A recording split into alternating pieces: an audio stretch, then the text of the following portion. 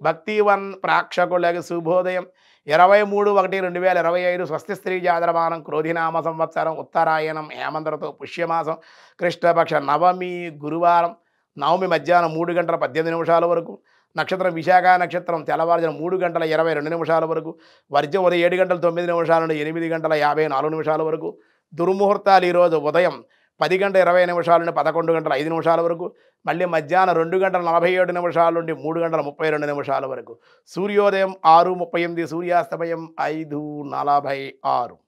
అమృతగడ్డ సాయంత్రం 5 గంటల 42 నిమిషాల నుండి 7 గంటల 27 నిమిషాల వరకు రాహుకాలం మధ్యాహ్నం 1 గంట 30 నిమిషాలు 3 గంటల వరకు కూడా రాహుకాలం గండయోగం తెల్లవారుజామున 3:52 గరంజి మధ్యాహ్నం 3:18 వని తెల్లవారుజామున 4:11 దినారంభ చక్రాలు దినఫలాల్లో ముందుగా మేషరాశి ప్రయాణాల్లో ఇబ్బందులు వాహనాల రిపేర్లు రుణములు చేయవలసి రావట కొన్ని ఇబ్బందులు పడే అవకాశం ఉంది వృషభ రాశి అనుకోని ఖర్చులు బంధువుల వల్ల ఇబ్బందులు ఉండే అవకాశం మిథున రాశి ఎవరిని నమ్మకండి శత్రువులకు ఒక కంట కనిపెట్టవలసి ఉంటుంది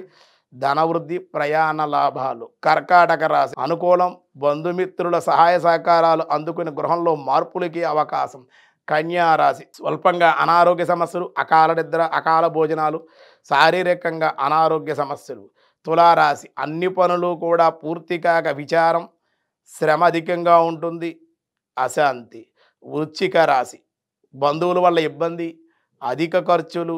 స్వల్పంగా అనారోగ్య సమస్యలు ఔషధ సేవ ధనస్సు రాశి వ్యవసాయదారులకి ఆనందము రుణములు తీర్చుట విశేషమైన లాభాలు మకర రాశి నూతనమైన ఉద్యోగ లాభాలు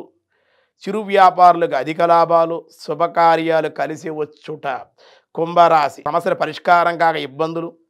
విందు వినోదాలు దుష్ట స్నేహితుల వల్ల ఇబ్బందులు ఉండే అవకాశం మీనరాశి అనుకోని ధనము వచ్చుట విశేష వ్యాపార లాభాలు కుటుంబంలో కార్యలాభాలు కుటుంబంతో ఆనందంగా ఉండే అవకాశాలు ఉన్నాయి ఈరోజు విష్ణు సహస్రనామల వ్యాసాయ విష్ణు రూపాయ వ్యాస రూపాయ విష్ణవే వాం సహస్రజితే నమః అన్నారు స్వామివారిని సహస్రజిత్తు వేల సంఖ్యల్లో రాక్షస గణాలను సంహరించేవాడు అనే భావం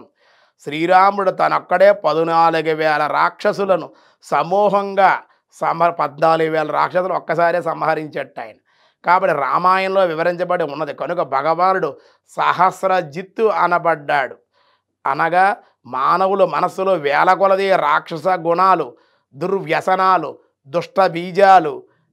కలవు గనుక వాని అన్నింటినీ నాశనము చేయవాడు ఆ శ్రీహరి అగుడ్డ చేత ఆయన్ని సహస్రజిత్తు అని కీర్తింపబడ్డారు అని చెప్పడం జరిగింది. మనం మిగతా విషయాలు రేపు చూద్దాం. ఈరోజు స్వస్తి.